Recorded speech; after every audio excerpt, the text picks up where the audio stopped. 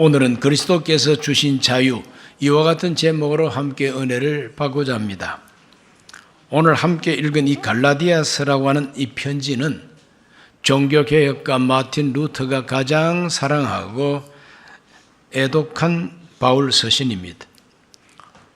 갈라디아서의 큰 주제는 그리스도께서 주신 자유의 복음인 것입니다.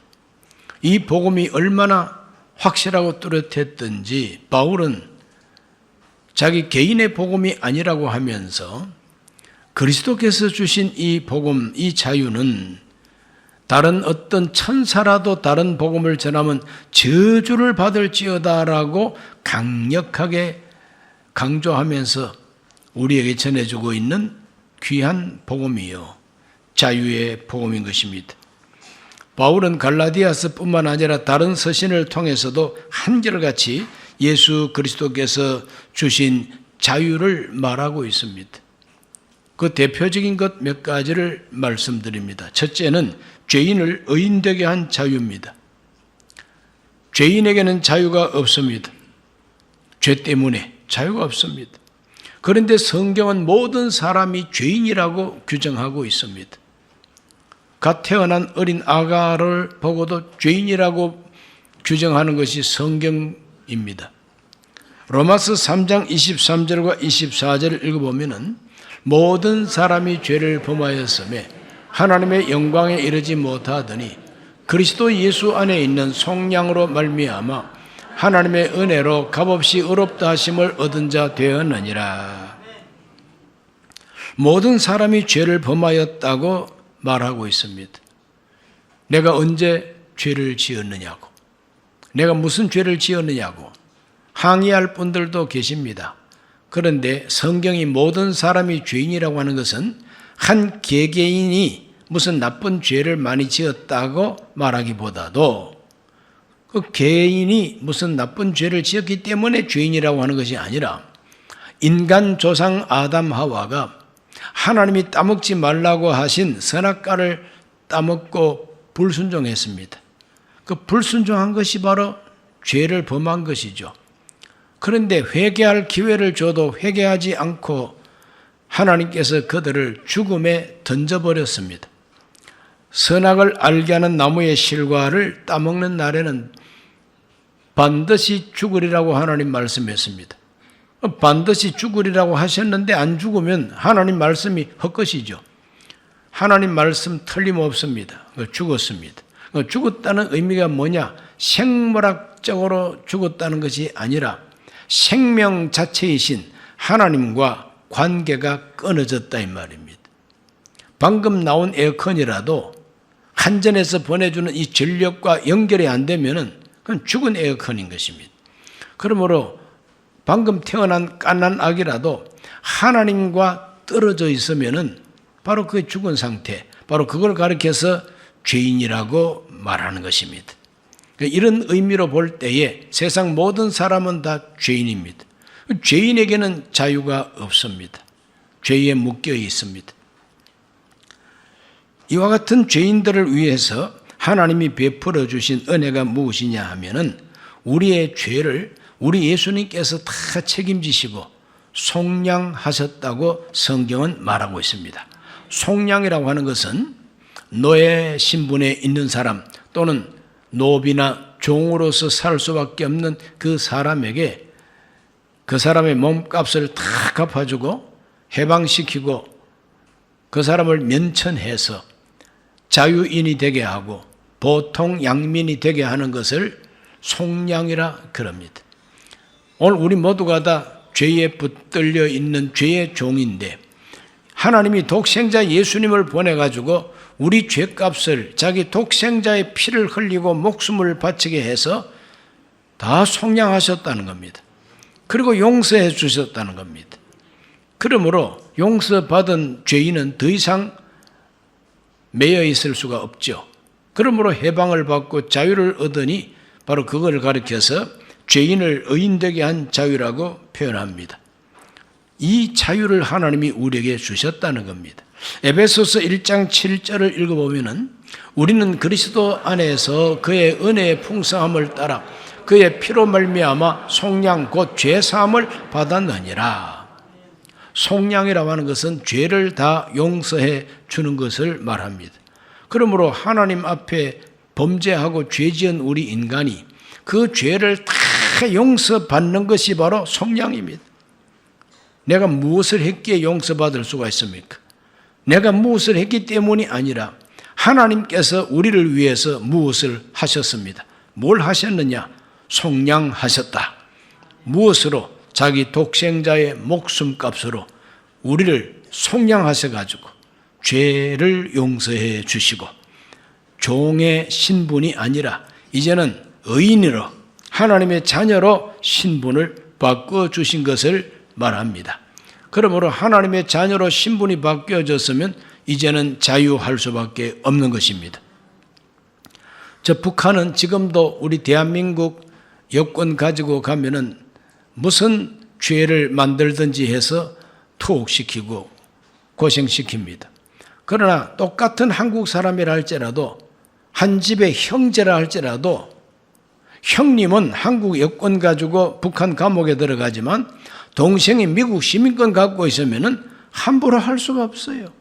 왜? 이 사람의 국적과 신분은 조선도 아니고 대한민국도 아니고 이거는 USA, 미국 신분이다 이 말이죠. 그렇기 때문에 어찌할 수가 없는 거죠. 오늘 저와 여러분이 다 죄의 종이었지만 예수 그리스도를 통하여 하나님 앞에 면천받고 속량받아서 죄인이 아니라 의인이 되고 이제 하나님의 자녀까지 되었으니 오늘 우리들의 신분이 확 달라지고 아무도 우리를 구속할 수가 없게 되는 것입니다. 이것이 자유입니다. 그리스도 안에서 자유입니다. 이러한 자유를 누리게 되시기를 축원합니다. 은혜 받았다, 은혜 받았다는 그런 말이 교회 안에 널리 퍼져 있는데 무엇이 은혜 받은 것이냐? 하나님이 우리를 사랑하셔서 구속해 주시고 속량해 주셨다는 이 사실을 내가 올바로 깨닫고 하나님께 감사하고 그것 때문에 마음에 기쁨이 솟아나고 그것 때문에 하나님께 예배하고 싶은 마음이 막 솟아나는 이 상태를 가리켜서 은혜 받았다고 표현합니다. 진짜 은혜 받으시기를 바랍니다. 교회 가서 등록하고 교회 좀 다니기 시작했더니 장사가 잘 되고 고질병이 완전히 고쳐져서 참 교회 다니기 잘했다. 그것도 은혜 받은 겁니다. 그런데 그건 아무것도 아니고 예수 그리스도 안에 있는 구속, 하나님이 우리를 죄인이 아니라 의인 되게 하시고 의인된 우리를 하나님의 자식으로 입양해 주셨다는 이 사실을 우리가 깨달으면 가만히 있을 수 없잖아요. 세상에 이를 수가. 그래서 감격하고 기뻐하고 하나님께 감사하고 나 같은 죄인을 살리신 하나님의 은혜가 너무너무 감사하다. 그러므로 나는 앞으로 남아있는 내 생애에 주님을 위해서 살겠다. 교회에서 봉사하겠다. 이러고 열심히 충성 봉사하는 사람, 은혜 받은 사람이죠. 그런 은혜를 모두가 다 받으시기를 주의 이름으로 축원합니다. 두 번째, 그리스도가 주시는 자유는 형벌로부터의 자유입니다. 죄인은 벌 받아야 됩니다. 그렇죠? 죄를 지었으니까 벌 받아야죠. 그러므로 죄인에게는 형벌이라고 하는 운명이 그 어깨에 무거운 짐으로 얹혀져 있는 겁니다. 벌 받아야 됩니다. 형벌 받아야 됩니다. 그런데 그 형벌을 하나님께서 대속해 주셨다고 또 성경이 말하고 있습니다. 갈라디아 3장 13절 말씀을 읽어봅니다. 그리스도께서 우리를 위하여 저주를 받은 바 되사 율법의 저주에서 우리를 속량하셨으니 기록된 바 나무에 달린 자마다 저주 아래 있는 자라 하였음이라. 나무에 달린 자는 저주받은 자라고 하는 것이 널리 알려진 바고 또 율법에도 그렇게 말하고 있습니다. 그럼 예수님께서 나무 십자가에 달려가지고 저주를 받았다고 말합니다. 왜? 우리의 모든 저주를 속량하기 위하여, 우리의 모든 저주를 대신 짊어지기 위한 그리스도의 고난이었다는 것입니다. 예수 그리스도의 고난, 십자가의 죽으심은 단순한 죽음이 아닙니다. 예수님의 죽으심은 단순한 죽음이 아니고 그 죽음은 무서운 죽음입니다. 형벌적인 죽음입니다. 저주스러운 죽음으로 예수님은 십자가에서 죽으셔야만 했습니다. 그것을 이사야 선지자가 일찍이 이렇게 예언을 하고 있습니다. 이사야 53장 5절 말씀에 그가 찔림은 우리의 허물 때문이요 그가 상함은 우리의 죄악 때문이라. 그가 징계를 받음으로 우리는 평화를 누리고 그가 채찍에 맞음으로 우리는 나음을 받았도다 그랬습니다. 이것이 예수 그리스도의 죽음을 아주 자세하게 예언하고 있는 예언입니다.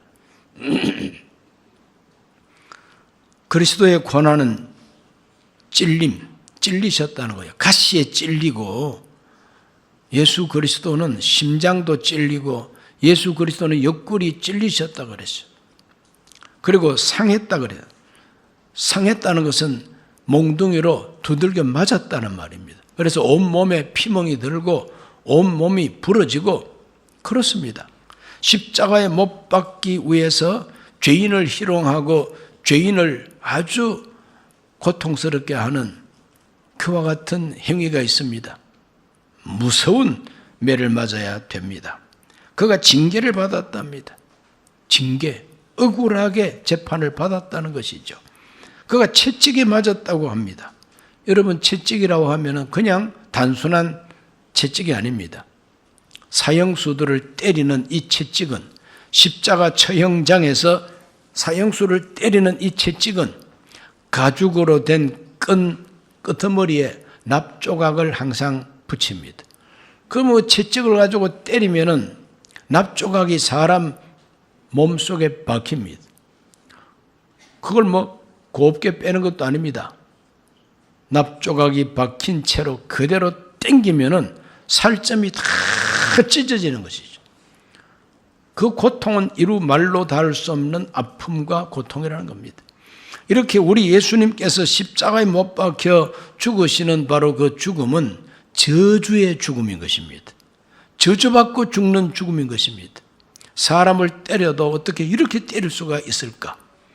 너무너무 비참하게 때리고 그리고 찢고 못 박고 찌르고 억울하게 하고 창피하게 하고 이것이 바로 예수 그리스도의 죽음인데 형벌적인 죽음이요 저주스러운 죽음인데 십자가에서 나무에 달려서 저주를 받은 것은 우리의 저주를 속량하기 위함이라 그랬으니 얼마나 감사합니까? 내가 그렇게 받아야 할 이 형벌을 예수님이 대신 형벌을 받아주셨다는 거예요. 그러므로 우리에게 자유를 주셨다. 형벌의 마지막은 지옥불입니다. 형벌의 마지막은 지옥불에 던지는 겁니다. 지옥불이 얼마나 뜨거울까? 그거는 집에서 살림을 하다가 혹 깨서 불에 손이라도 하면 닿으면은 뜨거운 냄비에 손을 한번 닿아보면은 얼마나 뜨겁습니까? 막 기겁을 합니다. 깜짝 놀랍니다. 지옥불은 그것보다 1000배, 10,000배나 뜨겁습니다. 그런데 죽지는 않고 고통만 당하는 바로 그 불이 지옥불이라고 예수님이 설명을 했어요. 형벌의 마지막은 지옥불이. 내가 뭘 잘못했다고 지옥불에 던질까? 그러나 하나님은 구원받지 못한 모든 영혼들이 장차 부활해가지고 지옥불에 던짐을 받는다고 요한계시록이 말하고 있습니다. 하나님과 떨어졌으니까. 하나님과 관계없는 인생이에요. 그렇기 때문에 쓰레기를 소각하듯이 지옥불에 다 집어 던지는데 이게 마지막 형벌입니다. 우리 예수님께서 그 마지막 형벌까지 십자가에서 대속하셨다는 게 복음이요. 대속하셨다는 게 자유의 선포인 것입니다. 할렐루야. 그 지옥불하고 믿는 사람하고는 이제 관계가 없어졌어요. 지옥불 두려워할 필요가 없어요. 왜? 주께서 대속하셨기 때문입니다. 우리는 벌써 그 공포에서 해방을 받고 자유를 얻게 된 겁니다. 내가 지은 죄가 있는데 내가 지은 죄만큼 하나님이 나를 형벌을 내린다면 나는 어찌할까? 걱정할 필요가 없다. 왜? 예수님께서 대신 형벌을 받아 주셨다는 것입니다. 그러므로 내 마음은 자유를 얻게 되는 것입니다. 형벌에서의 자유. 여러분 모두가 다 마음의 자유를 얻으시기를 바랍니다. 여름철에 장마철에 벼락이 자주 떨어지는데 그 벼락이라고 하는 것도요, 이번에 어떤 유튜브를 보니까 저 호주 쪽인가 남쪽에는 벼락이 그냥 1분에 수천 분이 떨어지더라고. 하늘에 불꽃놀이 하는 것보다도 더 많이 벼락이 떨어지더라고. 벼락꽃이요, 벼락꽃이요. 세상에 벼락도 저런 벼락이 다 있구나. 참 신기한 걸 봤어요. 여러분, 우리 모두는 공포에서 마음이 해방받으시기를 바랍니다. 세 번째 주시는 자유가 어떤 자유냐? 죄의 세력으로부터의 자유입니다. 죄의 세력으로부터 자유가 무엇이냐? 구원받은 성도들을 죄에 빠지게 하는 세력이 있다는 겁니다.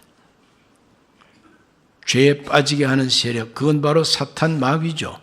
이 사탄 마귀는 에덴 동산에서부터 인간 조상 아담 하와를 죄에 빠뜨린 장본인입니다. 그런데 그 마귀 사탄은 졸지도 않습니다. 잠도 안 잡니다. 항상 깨어 있습니다. 굶주린 사자가 삼킬 것을 찾아서 막 헤매는 것과 같이 늘 우리 주변을 배회하고 있다고 베드로가 가르쳐 주었습니다. 그러므로 우리로 하여금 또다시 죄에 빠지게 하는 세력이 있다는 것을 기억하셔야 됩니다. 아무도 없다. 나를 죄짓게 하는 세력은 없다. 그렇게 안심하고 살다가는 죄에 빠지기 십상입니다. 졸지도 아니하고 잠도 안 자고 늘 깨어서 내 주변을 맴돌고 있는 죄의 세력이 있다고 하는 걸 알면 조심하고 준비해야 되지 않겠습니까? 이 마귀는 지금도 세상 풍조, 문화라고 하는 아름다운 가면을 뒤집어쓰고 다가옵니다. 이건 문화야. 이 세상 문화야. 누구나 다 이렇게 사는 거야. 시대가 흘러가는 문화가 이런 거야. 이러면서 우리로 하여금 죄짓게 합니다. 세상 풍조라고 말하죠. 그리고 우리 육체의 욕심. 육체의 욕심은 내 육체의 본능을 근거지로 하면서 거기에 욕심이 더해지고 거기에 잘못된 목적이 더해져 가지고 하나님의 뜻에 맞지 않는 자기의 본능을 말합니다. 이거 육체라 그러고 육신이라고도 말합니다. 그러므로 이 육체 정욕이 발동하면 그걸 믿기로 해가지고 죄짓게 하는 것이죠. 죄짓게 합니다. 그리고 세 번째는 악령 귀신입니다. 마귀가 귀신을 부려요. 마귀가 악령을 부립니다. 그러므로 마귀의 졸개들이 다 귀신 악령이니까 이런 것들을 통해서 병들게 하고 이런 것들을 통해서 정신을 이상하게 하고 이런 것들을 통해서 잘못된 생각을 집어넣고 이렇게 해서 죄짓게 하는 세력이 우리 주변에 있다는 겁니다. 우리 예수님은 이와 같은 세력이 있다는 걸 알기 때문에 주님께서는 내게 들은 바 아버지 약속하신 것을 기다리라. 그게 바로 하나님의 성령 충만인 것입니다. 하나님의 성령이 임하시면 이와 같은 죄의 세력으로부터 우리가 해방을 받을 수가 있다고 하는 게 복음인 것입니다. 갈라디아 5장 17절은 이렇게 말합니다. 육체의 소욕은 성령을 거스르고 성령은 육체를 거스르나니 이 둘이 서로 대적하므로 너희가 원하는 것을 하지 못하게 하려 함이라. 내 안에 두 가지 세력이 부딪히고 대적합니다. 육체의 소욕 그리고 하나님의 성령의 소욕, 이게 부딪힙니다. 그런데 이 부딪히는 바로 이 부딪힘 속에 저와 여러분이 마음을 잘 먹고 우리가 믿음을 굳세게 하고 성령을 의지하고 하나님의 성령께 내가 합하면은 우리는 육체의 소욕을 이깁니다. 그러나 육체의 소욕을 이기지 못하면은 육체를 따라서 살게 된다. 육체 중심으로 본능이 원하는 대로 살면은 어떤 열매를 맺게 되느냐? 육체의 일은 분명하니 음행과 더러운 것, 호색, 우상숭배, 주술, 원수 맺는 것, 부정, 분쟁, 시기, 분냄, 당짓는 것, 분열, 이단, 투기, 술취함, 방탕함, 그와 같은 종류라 그랬어요. 그 입에 담기도 참 거북한 이와 같은 일들이 오늘 육체를 중심으로 일어나고 있는 죄의 모습들인 것이죠. 이렇게 우리 육체를 발동시켜가지고 죄짓게 하는 세력이 바로 사탄이다 이 말이에요. 그러면 이 사탄의 세력과 싸우고 대적해서 이기면은 우리가 자유롭습니다.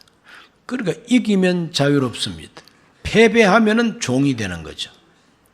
살벌합니다, 여러분. 영적 전쟁터입니다.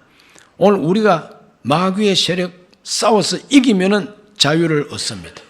그러나 우리가 패배하면은 자유를 상실하고 종이 됩니다. 죄의 종이 되고 육체의 종이 되고, 그래서 결국은 실패하는 인생이 될 수밖에 없는 거죠. 우리 예수님은 이와 같은 엄연한 현실을 아시고 우리에게 성령을 약속해 주셨습니다. 성령 충만한 것이 바로 믿음을 굳세게 하는 것입니다. 베드로전서 5장 8절과 9절이 말합니다. 건신하라, 깨어라. 너희 대적 마귀가 우는 사자같이 두루다니며 삼킬 자를 찾나니 너희는 믿음을 굳건하게 하여 그를 대적하라. 이는 세상에 있는 너희 형제들도 동일한 고난을 당하는 줄을 알미라.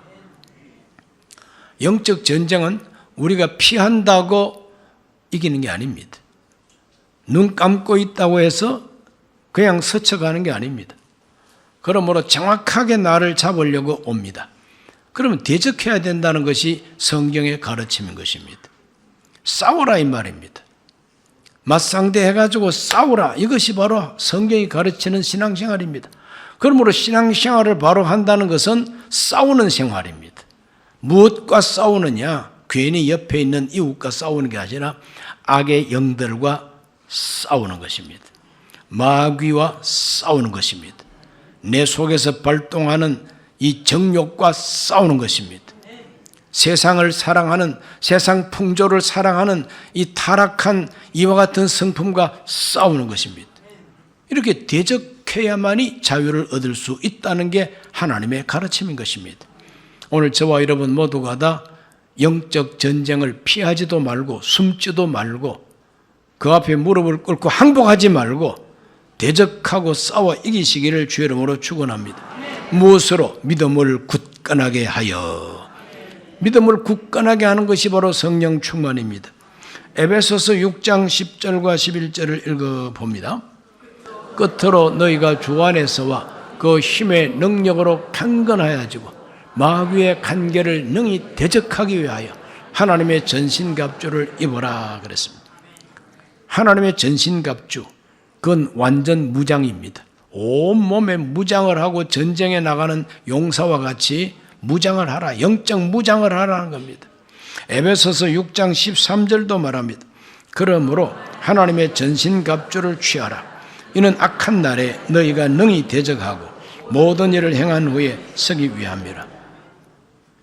대적하고 서기 위함이라. 대적하고 서는 사람이 승리자요, 대적하고 서는 사람이 이기는 자요, 대적하고 선 사람이 자유를 누릴 수가 있다는 것입니다. 대적하지 못하고 대적도 하기 전에 항복을 해버리고 싸우기도 전에 항복해버리고, 그러면 그 사람한테 무엇이 주어집니까? 패배요. 그 사람은 종로로 탈 수밖에 없다는 겁니다. 그러므로 너는 대적하라. 전신갑주로 무장해서 대적해라. 그리고 끝까지 버티고 서라는 겁니다. 그러면은 자유가 주어지고 승리자가 된다는 것입니다. 오늘 우리 모두는 죄의 세력으로부터의 자유가 있다는 걸 굳세게 믿고 여러분 승리하시기를 주의 이름으로 축원합니다.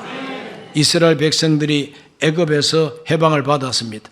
바로 왕의 권세에서 해방을 받고 자유를 얻고 광야로 왔습니다. 홍해바다를 건너서 자유를 얻었습니다. 더 이상 등줄기에 바로 왕의 채찍을 맞지 않아도 되고 바로 왕이 시키는 그 노동에 품팔이꾼으로 갈 수도 없습니다. 이제는 완전 자유요. 그런데 바로 왕의 채찍을 피해서 자유를 얻긴 했지만 문제가 있습니다. 그 문제가 무슨 문제냐? 아무도 곁에서 부추기지 않아도 자기들 속에서 뭔가 있어요. 그게 바로 육체의 근성, 노예 근성입니다. 바로 이 노예 근성 때문에 그들은 광야 생활하면서 하나님 앞에 징계를 받고 가나안 땅에 가지도 못하고 광야에서 죽었습니다. 노예 근성. 노예 근성이 뭡니까? 놀기 좋아하는 게 노예 근성이에요. 노예들한테는 그냥 논다 그러면 최고의 복음입니다. 그리고 배불리 먹는 거 이게 최고라. 그러므로 노예들은 배불리 먹고 푹 쉰다 그러면 최고의 가치인 것입니다. 그런데 누가 자꾸 일을 시키는 게 그 싫어요. 어떤 비전을 뜻을 세우고 그 비전을 향해서 오늘 참고 견디면서 땀 흘리고 인내하면서 그 목표를 향해서 끝까지 충성스럽게 나아가는 거, 이거는 노예가 할 수 있는 일이 아닙니다. 자유인이라야만이 할 수 있는 일입니다. 그런데 애굽에서 해방은 받고 자유는 얻었지만 노예 근성이 있어가지고 자꾸 먹는 타령하고, 애굽에 있을 때는 고기 까마 곁에서 고기 국물 먹었는데 애굽에 있을 때는 수박도 먹고 참외도 먹고 부추도 먹고 살았는데, 마늘도 먹었는데 광야에 나오니까 아무것도 먹을 게 없다. 날마다 먹는 것 때문에 불평하고 그냥 걸핏하면 모세를 보고 원망하고, 이게 노예 근성인 것입니다. 노예 근성입니다. 이 노예 근성 때문에 그들은 가나안 땅에 못 들어가고 광야에서 다 쓰러져 죽고 말았습니다. 패배죠. 오늘 저와 여러분은 광야에서 쓰러진 이스라엘 백성들처럼 되지 말고 여호수아와 갈렙처럼 적과 꿀이는 땅으로 들어가는 사람이 되어야 됩니다. 이기는 사람이 되어야 됩니다. 대적하고 끝까지 버티고 서는 사람이 되어야 된다는 것입니다. 그것이 바로 죄의 세력으로부터의 자유인 것입니다. 네 번째, 그리스도가 주신 또 하나의 특별한 자유가 있습니다. 바로 그것은 대한민국에 주신 자유입니다. 우리나라 역사 속에 하나님께서 자유를 주신 경험이 있습니다. 1945년 8월 15일 강력한 그 일본이 항복을 했습니다. 무조건 항복했습니다. 원자탄 2방 맞고 완전히 그냥 손들고 항복해 버렸어요. 그렇기 때문에 그 일본이 지배하고 있던 우리 한반도는 해방을 받게 되는 겁니다. 그리고 자유가 주어지게 되는 겁니다. 그때 하나님께서 세계사적으로 섭리하셔서 대한민국이 건국되게 해 주신 것은 하나님의 큰 은혜요, 자유의 선물이었던 것입니다. 이런 말이 있습니다. 자유는 공짜가 아니다. 자유는 공짜가 아니다. Freedom is not free라고 하는 말이 있습니다. 미국 워싱턴에 한국전 참전 용사들 기념비가 있고 공원이 있습니다. 거기에 굉장하게 큰 벽이 있고 그 벽에 새겨져 있는 글자가 바로 자유는 공짜가 아니다 하는 것입니다. 오늘 1945년 8월 15일 해방과 자유가 우리에게 주어진 거 공짜 아닙니다. 태평양 여러 섬들에서 일본군과 전쟁을 하고 싸울 때에 미군들만 10만 명 이상이 목숨을 잃었어요. 미군들만 10만 명 이상 목숨을 잃었습니다. 필리핀 사람들, 인도네시아 사람들, 여러 섬에 있는 원주민들이 이 전쟁 때문에 죽은 사람이 얼마나 많은지 모릅니다. 어마어마한 피를 흘리고 결국 승리함으로 우리에게 주어진 것이 바로 자유라는 것이죠. 공짜가 아닙니다. 6.25 전쟁을 통해서 우리 자유를 빼앗길 뻔했지만은 유엔군 5만 이상이 죽고 우리 한국의 군인들, 경찰들, 그리고 민간인들 130만 이상이 피 흘려 죽음으로 지킨 자유가 오늘의 대한민국 자유인 것입니다. 자유는 공짜가 아닙니다. 피 흘림을 통해서 큰 희생을 통해서 지켜내고 얻은 것이 바로 자유라는 것입니다. 그러므로 우리 모두는 이와 같은 역사 속에 대한민국에 자유를 주신 하나님께 감사하면서 다시는 종의 멍에를 매지 말라고 하는 바울의 가르침을 마음에 새겨야 될 줄로 믿습니다. 굳건하게 서서 다시는 종의 멍에를 매지 말라. 우리 그리스도인들은 굳세게 서야 되고 마귀를 대적해야 되고 끝까지 서야만 됩니다. 승리자가 되어야 됩니다. 대한민국을 건국한 초대 대통령 이승만 대통령께서 1965년 7월 19일 하와이 요양병원에서 서거하셨습니다. 그가 서거하기 전에 마지막으로 남긴 유언이 있습니다. 그 마지막으로 남긴 유언이 기도문으로 남아 있습니다. 그 기도문의 마지막 결론이 이겁니다. 아버지여, 이 나라를 주님께 맡기고 가오니 국방에서나 경제에서나 다시는 이 민족이 종의 멍에를 매지 않게 하옵소서. 참으로 경건하고 신앙이 깊으신 어른의 마지막 유언입니다. 건국 대통령의 빛나는 이 유언을 우리가 생각하면서 그리스도께서 주신 이 자유가 영적인 죄와 관계되는 이 자유뿐만 아니라 역사 속에 주어진 오늘의 이 자유도 결국은 하나님이 주신 자유라. 이것을 잃어버리지 않기 위하여, 다시는 종의 멍에를 매지 않기 위하여 우리가 어떻게 해야 될 것인가? 굳세게 서서 오늘 우리들은 대적하고 싸우고 이겨내야 된다는 걸 기억하셔서 모두가 다 용사가 되기를 주의 이름으로 축원합니다. 기도합니다. 살아계신 아버지 하나님, 79년 전 일본의 종로로 타던 이 민족을 연합군, 특별히 미군의 큰 희생과 피 흘림을 통해서 승리하게 하시고 우리에게 자유를 주셨으니 감사합니다. 이 역사적인 자유의 큰 은혜를 잊지 말게 하여 주옵시고 예수 그리스도를 통하여 죄인이 아니라 의인 되게 하시고 죄인이 감당해야 할 형벌을 대신 감당해 주신 그 은혜를 주신 것 잊지 말게 하여 주옵시고 여전히 우리를 죄의 종 만들기 위한 세력이 있다는 걸 알고 깨어있게 하여 주옵시고 믿음 위에 굳세게 하고 성령 충만을 받아서 마귀의 세력과 싸워 이기는 자들이 다 되게 하여 주옵소서. 대한민국의 자유를 다시 짓밟고자 하는 세력과 싸워 이겨내는 용사들이 되게 해 주옵소서. 예수님 이름으로 기도하옵나이다. 아멘. 잠시 고개 숙입니다. 처음 교회 나오신 분 계시면 조용히 그 자리에 일어서셔서 이 기도를 함께 하시고 예수님 영접하시기 바랍니다. 하나님 아버지, 저는 죄인입니다. 어디에서 와서 왜 살며 어디로 가는지 알지 못하고 죄 가운데 살았습니다. 저의 죄를 위하여 십자가에서 죽으시고 부활하신 예수님을 제 구주로 모셔드립니다. 저는 하나님 자녀가 되었습니다. 지금부터 영원토록 주님과 함께 살겠습니다. 예수님 이름으로 기도드립니다.